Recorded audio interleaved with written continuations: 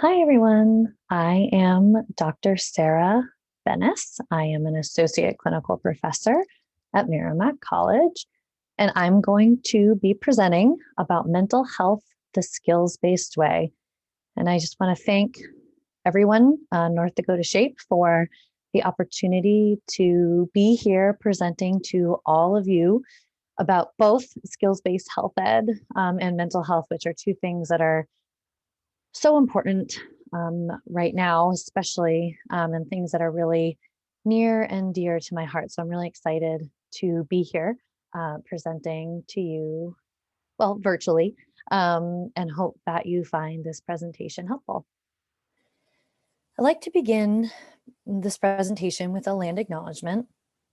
I'd like to acknowledge that I am on the land of the Massachusetts people, and more specifically, in my community of Natick, Massachusetts, there is a community of Natick praying Indians.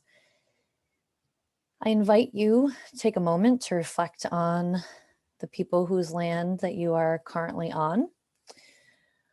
And the reason why land acknowledgements are important, there's a lot of reasons why land acknowledgements are important, but in particular, I wanted to share this quote, which is from the website Honor Native Land. They have some really great resources related to land acknowledgements. But as it says here, Native communities across the Americas have demonstrated resilience and resistance in the face of violent efforts to separate them from their land, culture, and each other. They remain at the forefront of movements to protect Mother Earth and the life it sustains. Acknowledgement is a critical public intervention, a necessary step toward honoring Native communities and enacting the much larger project of decolonization and reconciliation. When we're talking about health education and mental health, it's important to recognize the impact that historical trauma can have on communities today. And we want to be thinking about our health education through an equity lens and, being mindful of these broader issues and histories and how they play out to affect the health and well-being of people today and our students today and our communities today. Also like to begin, and I do this also in all of my classes, with just a minute to check in and prepare. And so let me get all the pieces up here.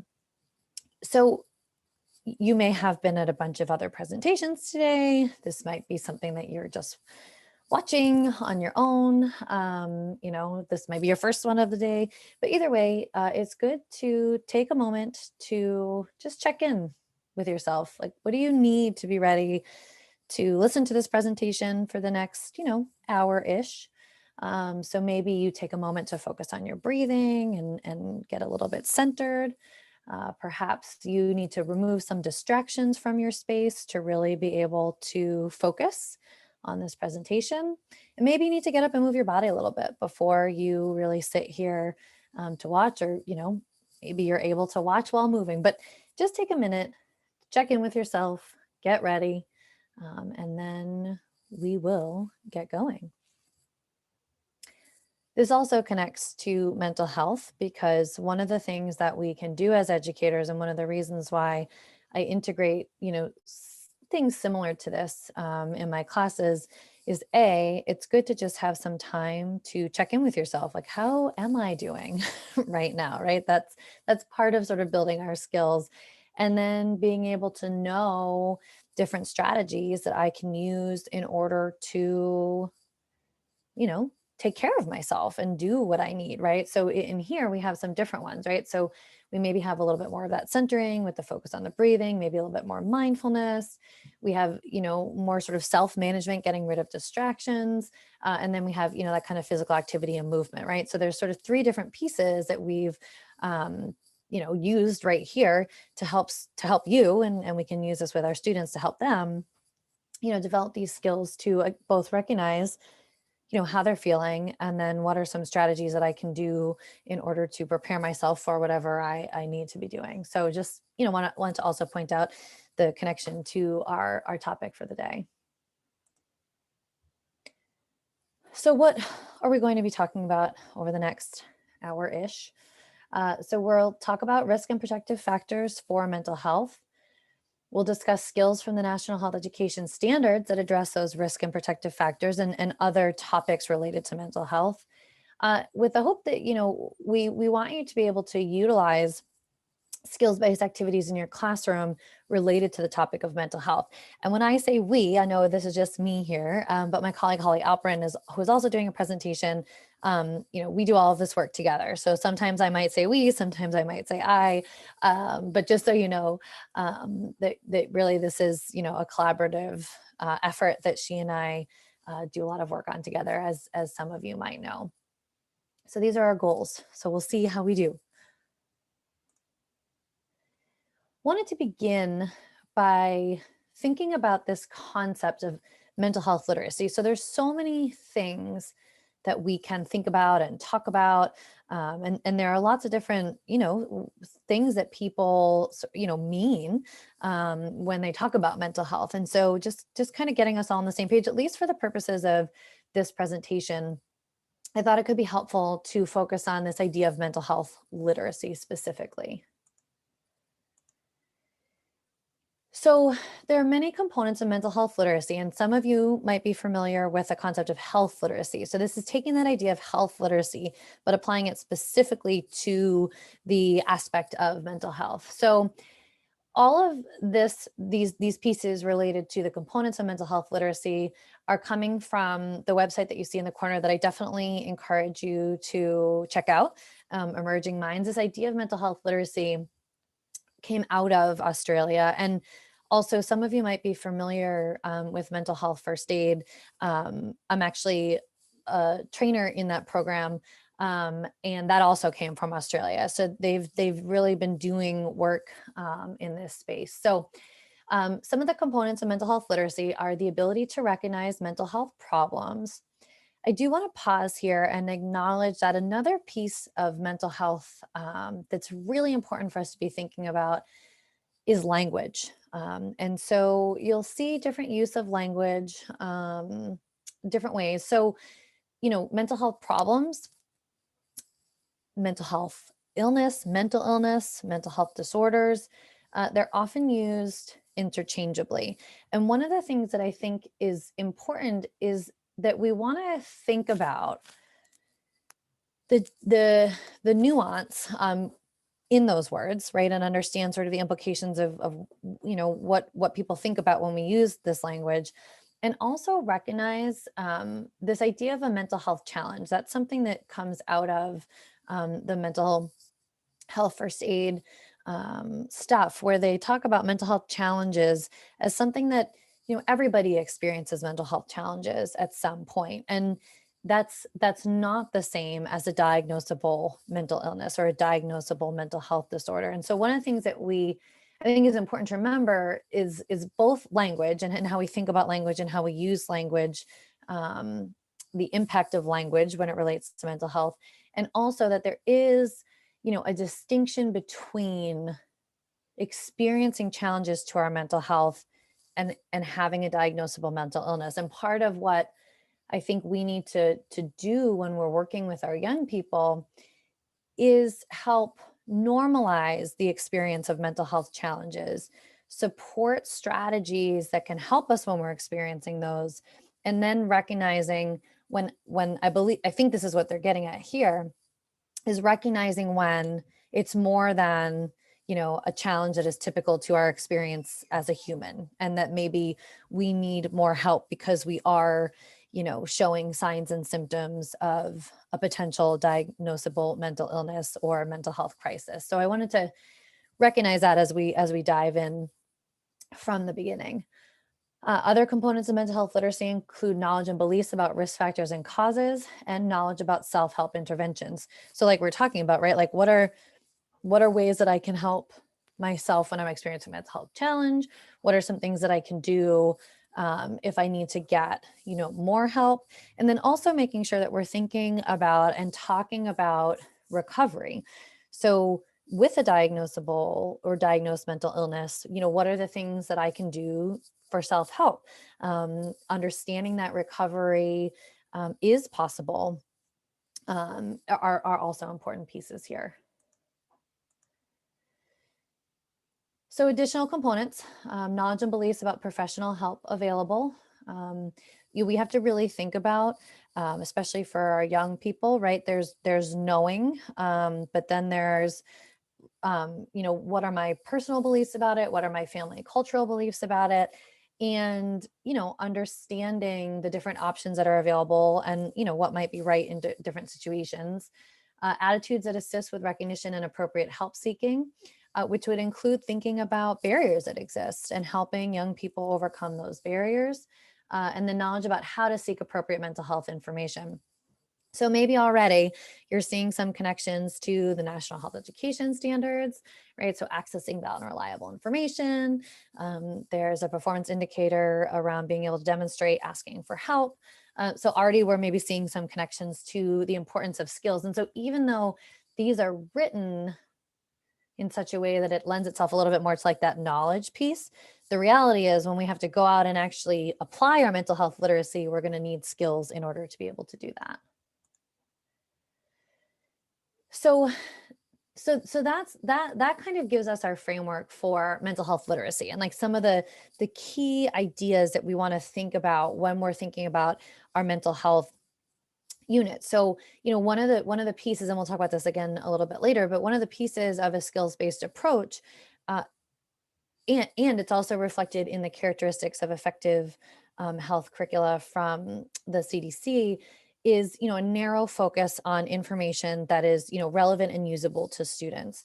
So one of the ways that the mental health literacy concept can also be helpful is because it can help us identify what that functional information is, right? So we can use that to kind of help us narrow down our focus, and then if we have more time, we can always add more in, but it just helps kind of give us some guideposts, if you will. So the next little bit comes, is sort of based off of, and you'll see the link here, recommendations from the mental health education like legislation and some materials that are coming out of New York State. So they have a mandate around mental health education and some resources around that. And so this next section is, again, based off of some of those recommendations. So things to think about: mental health education should be geared toward providing students with lifelong skills and resources. So again, we're seeing those skills because, what we want to remember is that we're only seeing students for this one sort of point in their lives.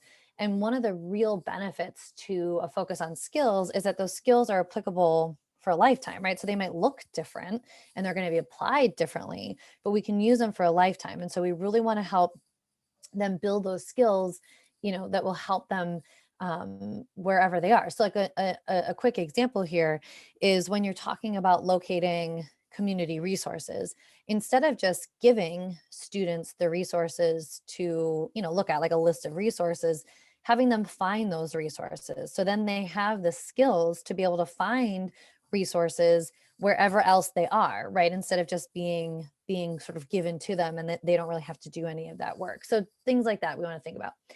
We want our mental health education to be aligned with social emotional learning frameworks and standards. You all have a set of competencies in North Dakota, many of which would fit in perfectly into a mental health unit, and would connect with the idea of mental health literacy. Other recommendations include equipping students with knowledge about mental health, so as to maximize each student's own mental wellness and the mental wellness of others.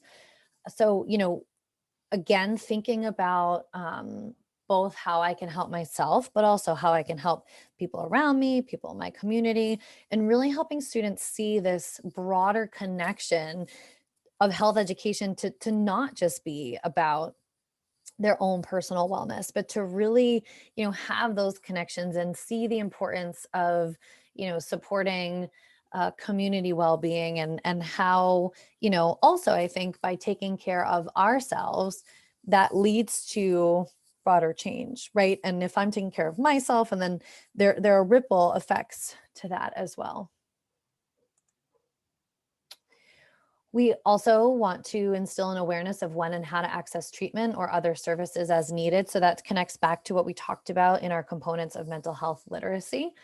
So we want students to understand, or young people to understand, both when help is needed and then how to get them, right? And help is using that term really broadly, in terms of all the different ways or people that we might reach out to for support and help.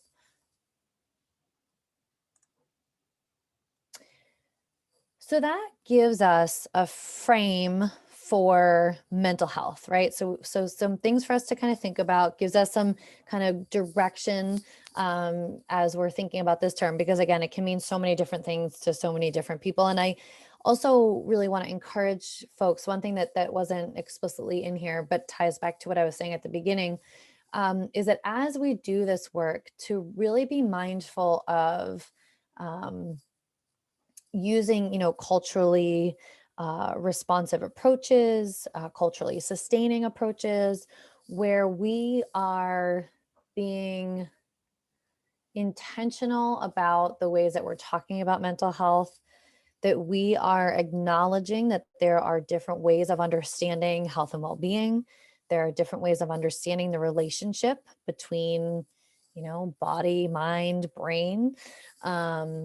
There's different ways of understanding ourselves in relation to the world around us. And so, as educators, we need to be thoughtful about the lens that we're bringing to the content, and then also be thoughtful about how we can teach. And this is true, obviously, of any topic, but we're talking about mental health today, in ways that students can both connect to from personal connections, but also be introduced to these different understandings of, the way things work, and different systems and beliefs, and just making sure that we're really taking that into account, because sometimes with topics like these, we can sort of default to, what we know and how we think about things, and that's just the way it happens.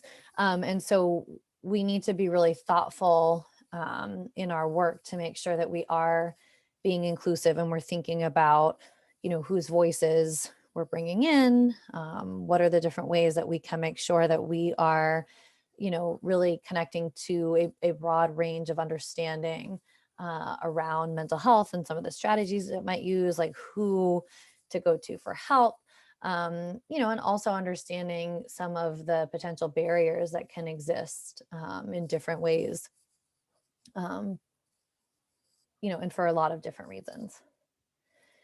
So that kind of gives us some things to think about for mental health, and we'll tie it back again at the end. But I want to take some time, to talk about a skills-based approach, right? Because the title of this presentation is Mental Health the Skills-Based Way. And so I think it's important to make sure we're kind of on the same page, about what we mean when I'm using the term skills-based health ed.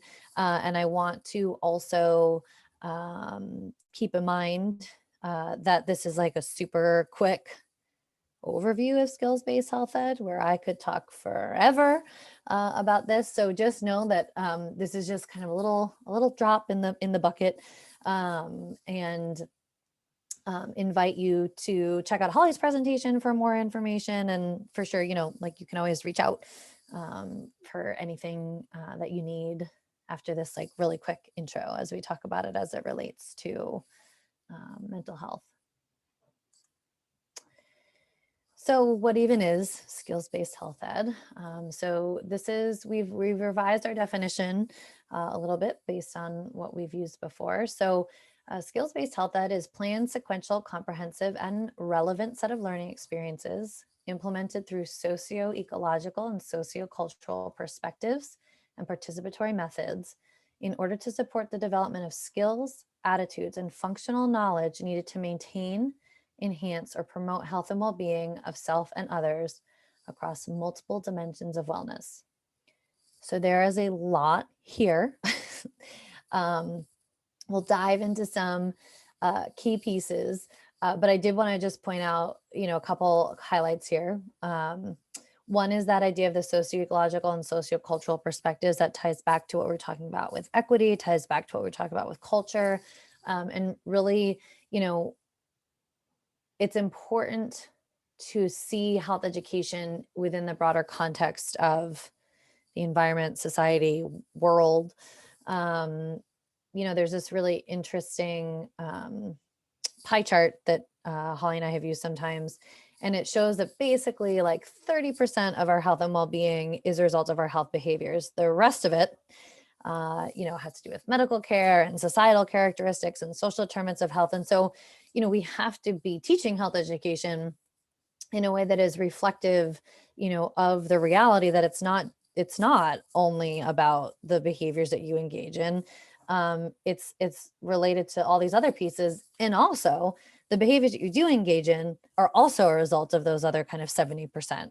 So it's, there's a lot of gray, but in some ways it's really exciting because it's, there's so much that you can really dive into here within that broader perspective, keeping it relevant. So making sure that we're really connecting to what young people need in ways that will connect to them and their real lives and their realities. And then, talking about this maintenance or enhancement or promotion of health and well-being, again, of self and others, right? So we're thinking about this broadly. It's not just about my personal health. It's bigger than that. And it's also talking about it within these multiple dimensions of wellness. So, mental and emotional wellness is one piece, or our pieces. Sometimes you see them separate, sometimes you see them together, of this kind of bigger holistic view. And so helping students to see how this piece, connects to others is an important part of our work as well. So the overarching goal of skills-based health ed is to help students increase self-efficacy so that they have agency to maintain or enhance personal and community health and well-being. So self-efficacy is your belief in your ability to do something. It's something from health behavior theory that we know does support behavior. So if you have higher levels of self-efficacy, you're more likely to engage in behaviors or, apply these skills. And the idea of agency, right, that I feel that I have the ability to go and make change, right? I have that sense of the understanding, my role and what I can do to really affect change both for myself and for others. So key components of a skills-based approach, this is just like a visual representation of the definition that we had. So really what I want to point out here is that you can see that skill development is the biggest piece, right? So our focus is on skills. Holly and I do encourage folks to have skill-based units. So, rather than having a mental health unit, you might have an accessing valid and reliable information about mental health unit, or communicating about mental health unit, or an advocating for mental health unit, or an analyzing the influences on mental health unit, because that really helps emphasize the skill, right? And one of the things that's really, I mentioned this a little bit earlier, but once you've developed the skill of decision making in one content area, you can apply it in other content areas as well, because right, it's a transferable skill. So when we have that focus on the skill, and when we have our units be the skills, it really allows us that time to get enough practice in so that students are building their self-efficacy, to get enough practice in so that students are, developing that self-efficacy and that confidence and competence in their ability to apply that skill.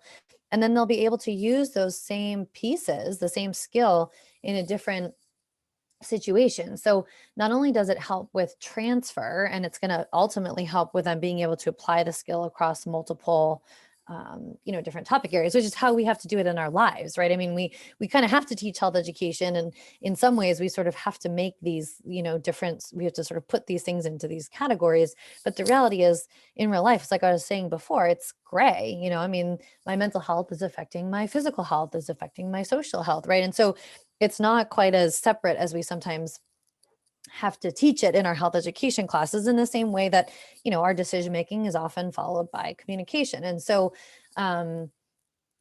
we need to recognize, though, that when we're teaching these skills, before I can start like putting them all together and using my decision making and then communicating about it, I need to know how to make a decision. I need to know how to effectively communicate, and then I'm going to be able to better put them together, right? So I sometimes, think about this as the analogy of like, if we were thinking about health education as, a game or any kind of skill where there's some sort of performance opportunity, so it could be musician or whatever, you learn the different components that you might need in order to perform, and then you go out and you perform. So you might have had to learn some of these skills, as kind of discrete, right? Like focus on skill 1, skill 2, skill 3, and then in the performance, you're using skill 1 combined with skill 3, skill 2 with skill 3, skill 1 and 2, right? Because that's what happens when you're putting them all together, but you still have to learn them discretely before you could apply them effectively in more dynamic situations. And then you'll see the next biggest piece is the participatory method. So really thinking about how we have student-centered approaches. A lot of the sort of responsibility for the work is from the students, or is for the students. So we really, it's a lot of discussion, it's a lot of hands-on, it's a lot of skill practice, a lot of questioning to access their prior knowledge and information, like where they want to focus, what their experiences are. So it's really a student-centered approach. And then the final piece is the functional information. So that's like where the topic of mental health comes in. So that's like the functional information that we're using to help support skill development. So like I mentioned earlier, when we were going over the components of mental health literacy, that can help you to figure out that functional information so that you can then figure out, like, I really think that, for my 6th graders, it's most important for them to be able to access resources. And so maybe do accessing valid and reliable resources with mental health in 6th grade. And then in 8th grade, you're like, at this point, I really think it's important that they focus on the communication around communicating around mental health. And so, you kind of use your own knowledge, what your student needs are, if you have data in your community, to help figure out, what those pieces are of functional information, like what you want students to be able to do, right? Like what are the key components or key behaviors that we want students to have in order to be able to support their mental health and well-being. And then what kind of skills make sense, or what's the skill that makes the most sense to help focus on in order for them to do what they need to be able to do. So here we're going to return back to some of the suggestions from these resources put out by New York State. And what I wanted to try to do is, now that we've talked a little bit about the components of skills-based health education, I wanted to kind of show how the curriculum elements that are suggested through some of these resources connects to the ideas that we just talked about for skills-based health ed. So mental health as a critical part of overall health and well-being. So we want to include that as part of our curriculum, as a part of our instruction.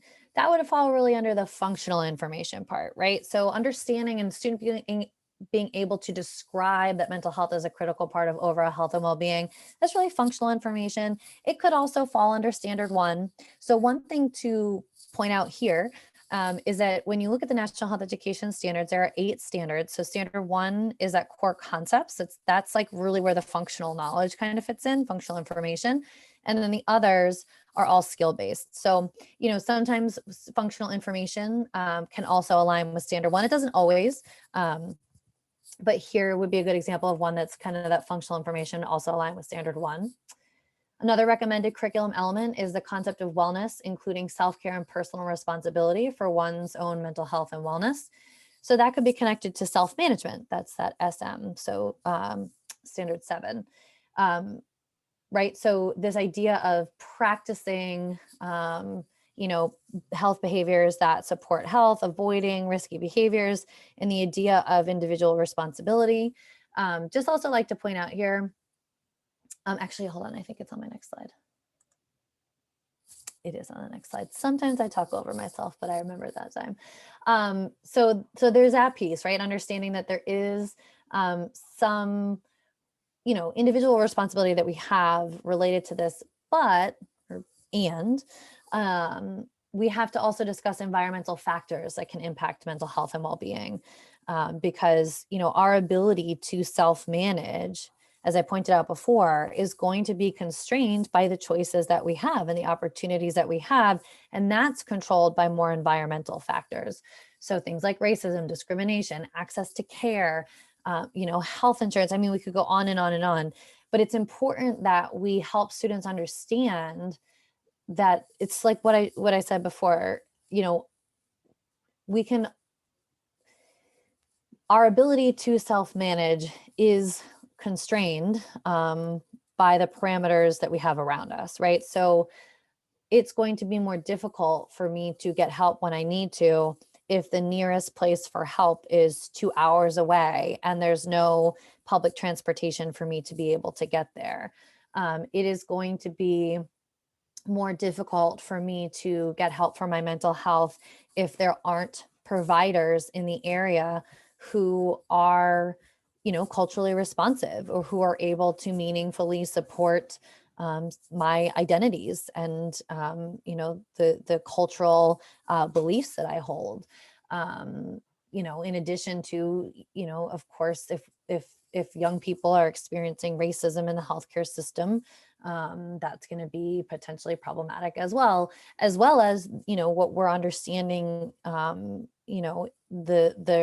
There's many different health outcomes that are impacted by racism and discrimination. So it's all sorts of different pieces here. So yes, we need to help students understand that they have this personal responsibility, and we need to help them understand that that personal responsibility is contained within a broader context that is impacting the opportunities that someone has, the choices that someone has.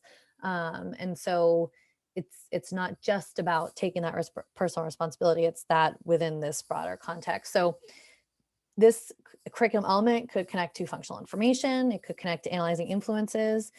Could be like a really interesting opportunity for students to, I think I mentioned root causes earlier, but dig into some of the root causes related to mental health disparities. Just analyze, the influence of some of these different things that are up here on mental health and well-being or access to care. Lots of different pieces. And it doesn't, it's not, I think I gave examples that were all more on the negative side, but it's also understanding, the positives, like of what is existing in your local communities that is supportive.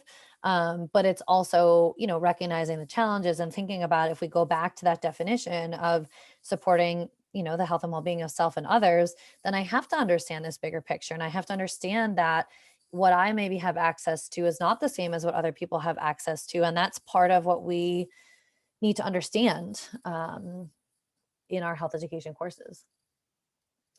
So other suggested curriculum elements related to mental health would be including the negative impact of stigma and attitudes towards mental illness on help-seeking behavior.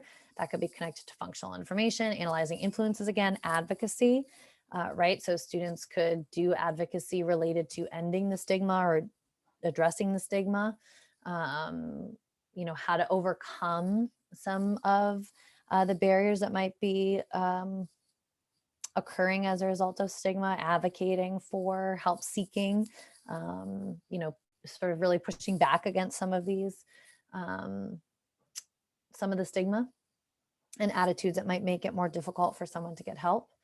But again, also acknowledging that some of the stigma and some of the attitudes that might prevent folks from getting help can be deeply rooted in values and belief systems. And so, again, being really thoughtful and intentional about how we do this work. Again, here we have the impact of discrimination and stigma related to individuals with a mental illness. So, digging into both this idea of what a person who experiences a mental illness might experience in terms of discrimination and stigma, and then also, how that contributes to sometimes presenting barriers to help seeking behavior. So it's sort of, they're related, but kind of getting at two different aspects of it. We talked about this before, but we do want to make sure that we include recognition of the signs and symptoms of mental health challenges, mental illness, and mental health crises. So again, connecting back to the language like I talked about before. So understanding these kind of differences between a challenge, mental illness, and a mental health crises. They're sort of all like on this spectrum. And that would be more functional information. And notice also the use of signs and symptoms and not warning signs. Unfortunately, you still see a lot of language around warning signs, but warning signs imply something bad is coming. And that's going to perpetuate the stigma of mental illness being something that is bad. And we don't see the same kind of thing. So I actually was curious because I was like, oh, I don't know if I've ever looked at this. So I looked up, um, for a heart attack, like signs and symptoms of a heart attack. They don't say warning signs of a heart attack. It says signs and symptoms, because that's what it is. That's what they are. But that is, a physical mental, a physical emergency. Right. And so if we're using signs and symptoms to describe something that is like an immediately life-threatening condition, physical condition, why are we using warning signs to refer to mental illness that isn't necessarily, there are some situations, again, a young person might be experiencing a mental health crisis in which there is immediate, danger of harm to self or others. But if not, then, why are, and even so, but, just again, thinking about this connection to the language that we use, the way we talk about this, the way we talk about mental illness, again, are we thinking about, and are we really talking about recovery?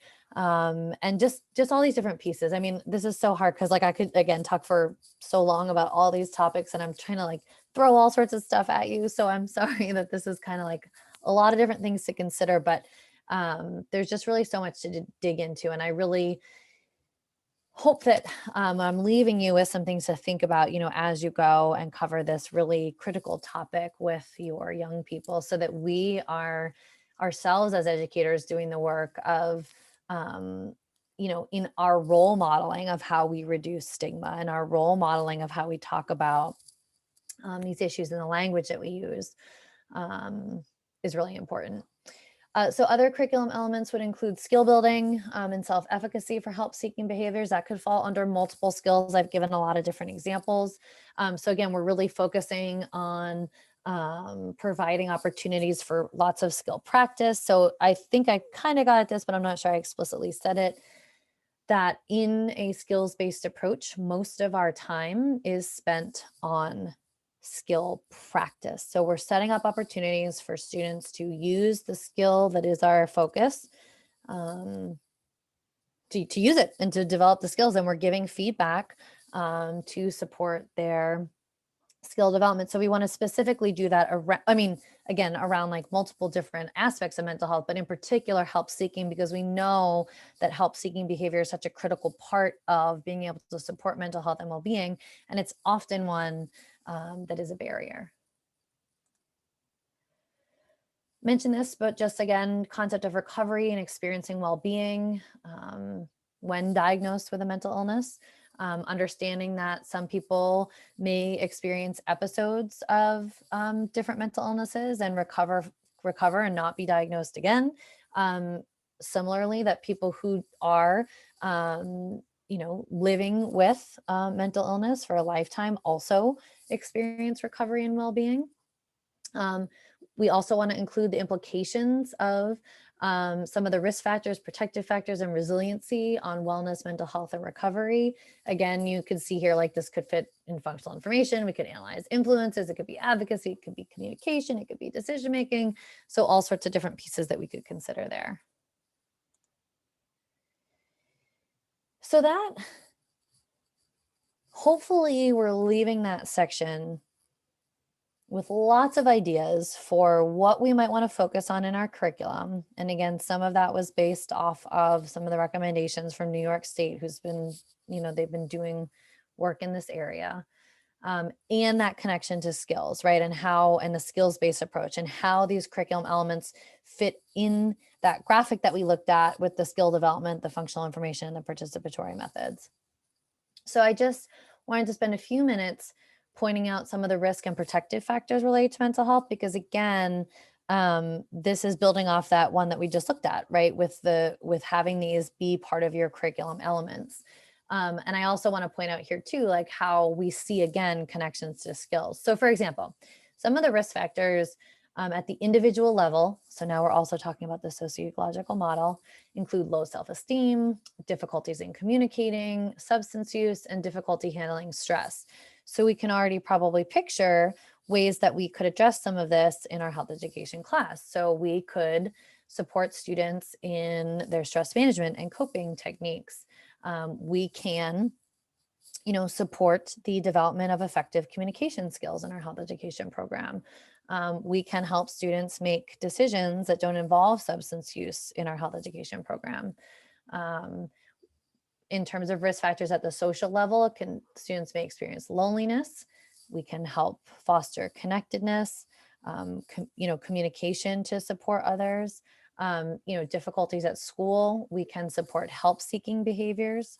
And then again, we're talking too about this like environmental factors, so poor access to services and injustice and discrimination. So it all ties back to what we've already talked about, right? We look at this bigger contextual picture. We help students identify, where some of this is occurring and ways and strategies to address some of these barriers is all part of what we can do. So we're not going to be able to address all of these things all of the time in our health education courses. And certainly, to really impact environmental factors takes change at all sorts of different levels, not just our health education classroom, but we can start, right? And our young people who are in our health education classes are going to go out and be adults in this world, and we can help them build the skills to maybe change some of these higher level factors that are impacting people's experiences. So then we have protective factors, right? So we don't always want to focus on the negative. Sometimes I think in health education, it's always like the don't, where we sort of tend to emphasize like what not to do. And I think one of the things that we really want to think about is how we do health education in general, but especially mental health especially mental health from a strength and asset-based approach. So for example, some of the things that we want to think about in terms of protective factors: self-esteem and confidence, physical fitness, ability to communicate effectively, and ability to manage stress. So you'll see some of them are kind of the opposite of what the risk factors are, but we have opportunities to address all of this in our health education class. Social factors include social support, academic achievement, physical safety. Again, some of these may be more so than others, but through our units on communication, we may be able to help them support their relationships and have them find that social support and really be able to leverage their social support. Then we have environmental factors. So again, the access to resources and equality. So we might not be able to, in our health education class, change the access that they have, but we can help them access those resources. We can help our young people figure out how to access resources that are available. We can connect students to resources that will, best meet their needs. So we can't change, maybe we can, but we might not be able to change what access is available, but we can help them find what is available, right? And make the best choices for themselves with whatever is available. And as I said before, hopefully, when we address some of these bigger issues, and when we use this socioecological and sociocultural perspective, and we're bringing in these discussions of root causes, and we're helping students see how these skills can be used to address these issues, they go out into the world and they affect this positive change. So we're gonna kind of tie this all together by talking about how to create a skills-based mental health unit. So, again, there's a lot more to this process, but we're close to time already, and wanted to give you some concrete strategies to help, because we've talked about a lot of different pieces. So it's like, okay, but how do I actually go into my classroom and do this in a way that is a skills-based approach? So, keeping in mind that this is all backward design, really. So we always want to start with the end in mind. What do you want students to be able to do?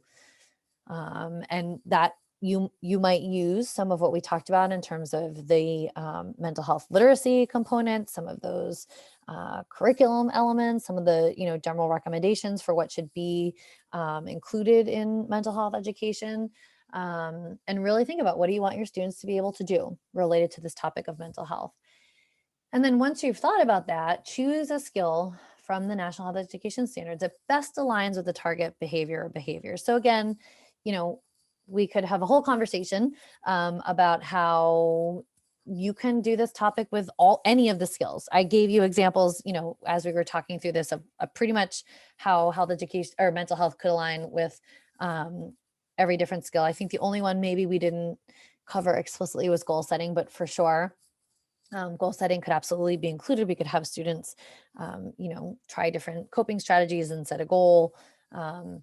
Anyway, so what I want to just encourage you to think back on is, again, like, what do I really want my students to be able to do? And what is the skill that most aligns with what I feel is most important for my students to be able to do? And that's how we kind of match our skill for this topic of mental health. And, again, we just don't have time to really dive in. So I'm kind of hesitant to even sort of bring it up. But, think about too, how within the flow of your curriculum, if you have already previously developed certain skills, they can come into play here. So for example, if you have already had your decision-making unit and now you're in your communication unit, you can have students practice the skill of decision-making within your communication unit, but your focus in the communication unit is communication. The thing that you're assessing in your communication unit is communication, but as they're practicing, they could still apply that decision-making model. Same with any of the other skills, accessing information. If you're in your advocacy unit and you've covered accessing information, valid and reliable information earlier, and now you're doing your advocacy around mental health, students can use that skill of accessing valid and reliable information. Say they did it related to, substance use. They can use that same skill, accessing valid and reliable information, to help them prepare for their advocacy project, because part of advocacy is being able to justify your position, with facts and evidence. So there's lots of ways to weave the skills together. It's just important from a skills-based perspective to make sure that we've, taught the skills, give them time to develop that skill, to competence, proficiency, and then we can apply it later. So then once we've figured out that match, or whatever the best fit we think that there is, we use the National Health Education Standards because they have performance indicators for each of those skill standards. And we use those to create our skills-based unit objectives. So when you start with the performance indicators of the national standards, you sort of know that you're already heading in a skills-based direction, right? Because that's what they are. And then at that point is when I'm going to start determining the functional information that I want to include in the unit. So again, what do my students need? What is relevant, usable, and applicable to them? Because any topic in health education, we could do, people study their entire lives on just certain, pieces of these big topics. So really kind of taking some time to reflect on what is really the most important information. And again, some of the things that we talked about earlier in this presentation can help you to do that, can give you some guidance to figure out what some of the more functional information might be. Then you create any, you might want some specific unit objectives related to functional information, the describes, the identifies, discuss, those kind of verbs that just would sort of be complementary to the skill objectives that you had created. You design your unit assessment. So again, the backward design. So we figure out what we want students to do. We've created our unit objectives. Now we're figuring out how we're going to measure whether or not they got where we needed them to go. And then I'm going to plan lessons and learning activities that help get students where I've decided it's important that they need to be. And I don't want to say that it has to be all teacher directed. I actually think the more that we can engage students in this process is awesome, right? So, helping them maybe the first day of your unit, thinking about hey, here are some options that we can have for, what our focus is in this unit. What do you feel is most important? Talk to your students as you're doing your curriculum planning, talk to other educators. But, this doesn't have to be just, me, the teacher, making all these decisions. And in fact, the more that you can engage, your students, the better. So I just wanted to show an example here. So these are examples of how you can take the National Health Education Standard performance indicators and kind of turn them into more topic specific unit objectives. So you'll see here that these are from the middle school level. We are looking at standard 3. So that's the 3. The 8 represents its grade span 6 to 8. And then 1, 4, and 5 are the different numbers of the performance indicators. So I've decided that in this unit, we're going to focus on services. So when you actually go and look at 3.8.1, it has other things listed in the objectives. It has information, resources and products, or services and products. But I really feel like I want to focus on the services. So I modified that the performance indicator a little bit to just focus on services. And I added in the pieces that are in pink are the way that I tie the topic in. So it didn't say mental health related services, it just said health related services. So I included the mental health to be reflective of the topic that we're including in this unit. And then, I left out 2 and 3 because I didn't think it was as relevant for this class. So we're really focusing on, how students can analyze the validity of services that are available, that students are able to describe situations that might require professional mental health services. So again, you might be already seeing connections to some of the mental health literacy components, some of the curriculum elements that we talked about, and then that they're actually able to locate valid and reliable mental health products and services. So maybe here, again, I'm introducing them to products such as apps that they can use, or other types of opportunities to also support some of that like self-help aspect of it, and as well as the services piece. So these would be my unit objectives. And I would take these unit objectives and I would then, decide if I had any more specific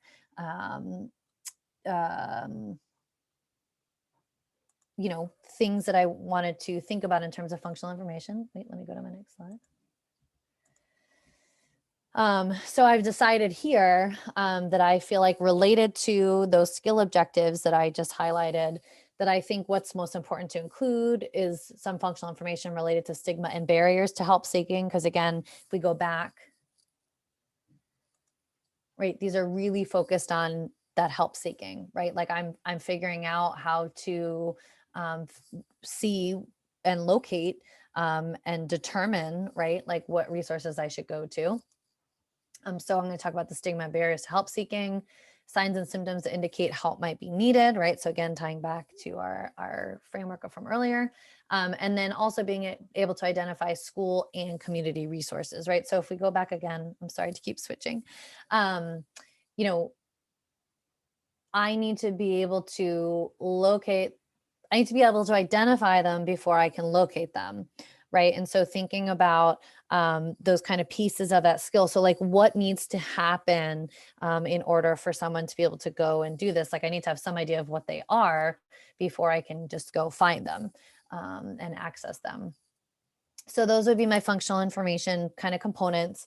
And then I might use these ideas to create more specific objectives. So I might add to the 3 that I already have, and I might have one that's, students will be able to discuss the impact of stigma on help seeking, and students will be able to identify barriers to help seeking and discuss and apply strategies to overcome those barriers, or things like that.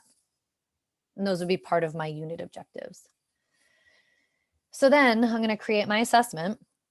And I am going to think about, give them scenarios, or maybe have them create their own scenarios. And I am going to, as part of the assessment, students are going to have to identify the signs and symptoms that were reflected in that scenario. Students are going to have to determine an appropriate community resource that could help, or service that could help in the situation. Explain why that resource, using the term resource is a little bit more broad than just service. So I'm kind of using them a little bit interchangeably. So explain why the resource or service is valid and reliable, and create a plan for accessing the resource or service, including strategies to overcome barriers to seeking help. So hopefully you can see how we can